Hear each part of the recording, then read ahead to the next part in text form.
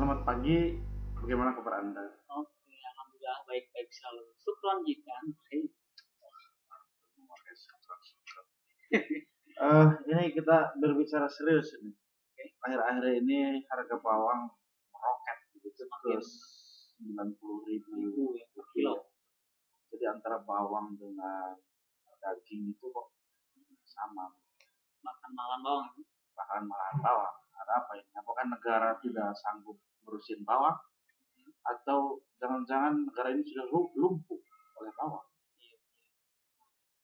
Saya kira ada beberapa hal yang perlu dikoreksi dari melonjaknya harga bawang itu sampai di seluruh Indonesia hampir lumpuh karena gara-gara bawang. Jangan-jangan Menteri Perdagangan dalam hal ini Gita Wirjawan tidak mampu untuk mengurusi persoalan bawang sehingga Presiden SBY sampai menginstruksikan langsung kepada Menteri Perindustrian Dan pertanian dalam hal ini dan pemerintah dalam hal ini kalian telah mengambil sebuah kebijakan baru tentang pengurusan impor bawang. Iya. Atau jangan-jangan begini Pak, Presiden kita sudah bermental bawang, jadi ngurusin negara, ngurusin benda mati saja, bawang itu tidak sanggup. Apalagi ngurusin rakyat begitu kira-kira. Gimana itu? Saya kira perlu analisis yang cukup panjang untuk melihat apakah di balik kenaikan harga bawang itu ada orang-orang yang terlibat, apakah banyak orang-orang yang mempunyai kepentingan yang sama sehingga ketika bawang melonjak ada bawang-bawang di balik bawang itu di gudang-gudang bagian ada informasi bahwa di gudang itu banyak bawang, khawatir nanti ada para spekulan yang ingin mengambil untung dari kenaikan bawang itu. Kalau kita kaitkan dengan Islam, apakah ada hubungannya bawang dengan Islam? Ya, saya kira bawangnya secara tidak langsung ya, ada hubungannya dengan persoalan keislaman. Apa itu hubungan? Karena mana ya letak hubungannya itu di mana?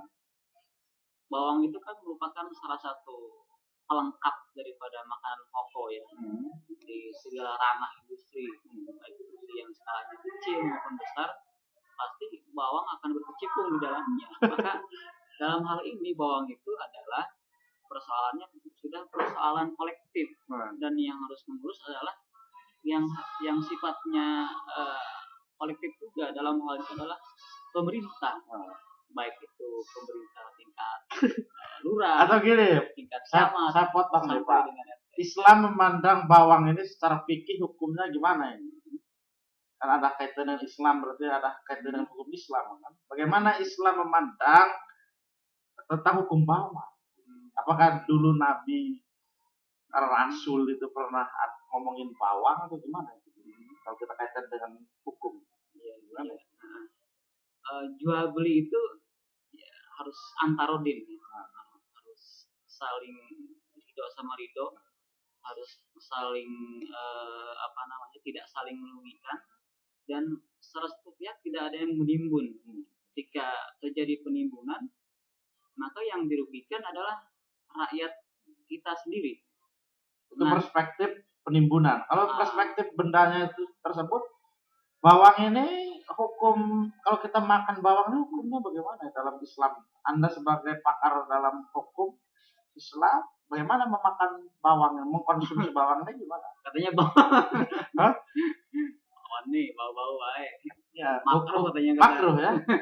Berarti kalau begitu harga bawang yang melonjak tidak ada kaitan dengan Islam dong, karena Islam pun melarang, nggak masalah gitu. Atau gimana itu? Ya, saya kira bermasalah juga ini. Ya, persoalan makruh tidak makruh itu makruh lah.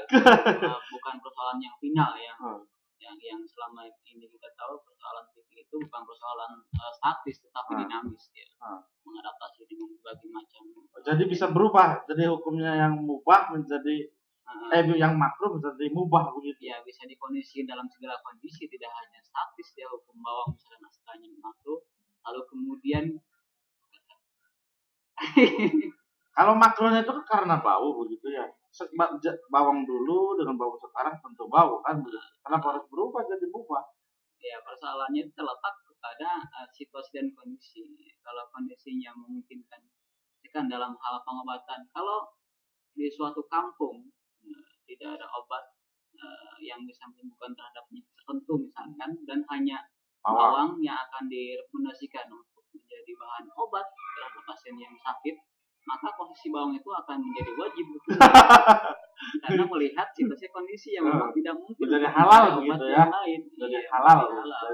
Maka bawang ini adalah persoalan nasional, persoalan kolektif yang ngurus adalah pemerintah sendiri harus turun tangan langsung mengatur pertanian, mengatur perizinan impor bawang, mengatur stakeholder dari mulai tingkat namanya Perindah, kemudian sampai kepada para pemain yang ada di seputar persoalan perdagangan bawang itu. Kalau bawang itu tadi disebutkan makruh itu karena baunya, terus bagaimana kalau ketek saya baunya bau bawang, berarti ketek saya termasuk makruh dong? Ya itu sih persoalan lain.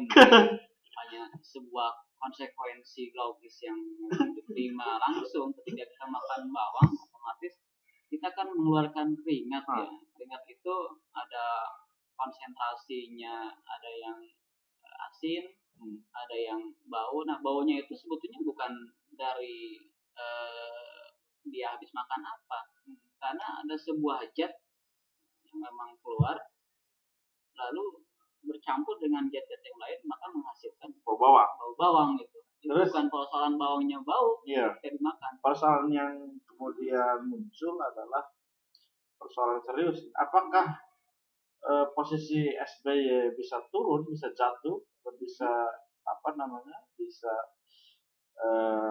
tidak lagi menjabat? Bisa nggak dia turun karena bawang? Bawang. Ya, satu sisi mungkin bisa jadi mungkin dalam kapasitas sebagai pengamat politik saya tidak punya kemampuan untuk mengarah ke sana. Cuman bolehlah kita memberikan sebuah statement yang ya, dalam tanda petik menyantaikan masyarakat dalam hal ini gitu ya. Mungkin itu adalah ranahnya yang mengatur DPR, yang ranahnya mengatur masalah itu adalah mereka yang punya wewenang, dan rakyat yang punya wewenang mengajukan ke DPR. Ya, persoalan dia harus mundur atau tidak ya silakan mereka yang jelas SBY dalam hal ini untuk kepentingan rakyat Indonesia adalah punya tanggung jawab yang sangat besar kepada menterinya untuk terus mensupport, membantu agar bawang itu kembali kepada harga normal. Tapi lucu Pak kalau presiden turun karena gara-gara bawang. Ya, sangat tragis sekali. Kalau Indonesia emang orang-orangnya lucu ya, presiden lucu, menterinya lucu, Roman Wahid lucu semua. Yang lucu ini. Iya. Lucu, dan kalau lucu dalam konteks positif mungkin ya bagus ya, tapi kalau lucu yang negatif nih, tanda petik ini negara kalian. Yang mana kalian ini? Oke lah, sampai situ dulu perbincangan kita ya. Nanti kita akan bertemu di tema yang lain dan gelombang yang sama ya. Oke lah, untuk sementara di situ dulu, nanti kita ketemu di akhir pekan yang akan datang. Oke, terima kasih Pak Asep. Sama-sama. Oke, assalamualaikum. Waalaikumsalam.